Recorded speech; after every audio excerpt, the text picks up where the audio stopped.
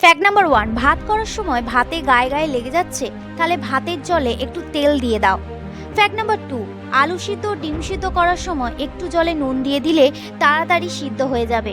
Fact number 3, fridge খুললেই কি একটা ব্যাড স্মেল বেরোচ্ছে, তাহলে এক টুকরো পাতিলেবু কেটে রেখে দিলে দুর্গন্ধ দূর হয়ে যাবে। ফ্যাক্ট নাম্বার 4, রসুন ছাড়াতে বিরক্ত হলে গরম জলে কিছুক্ষণ ভিজিয়ে রাখো, খুব তাড়াতাড়ি খোলা উঠে যাবে। ফ্যাক্ট নাম্বার 5, চায়ের কাপে একটা কালো দাগ ছোপ যদি পড়ে থাকে, তাহলে বেকিং সোডা দিয়েও গরম জল দিয়ে মিশিয়ে রাখলে খুব তাড়াতাড়ি পরিষ্কার হয়ে যাবে।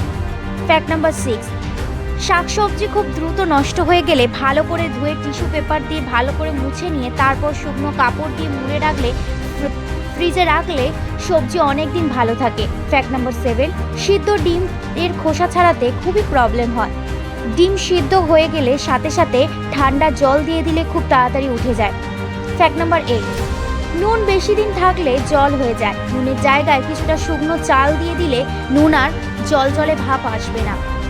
ফ্যাক্ট নাম্বার 9, ঠান্ডা জলে বরফ তৈরি করলে বরফ ঘোলাটে হয়, এর বদলে গরম জলে করলে বরফ পুরো পরিষ্কার সাদা রঙের হয়।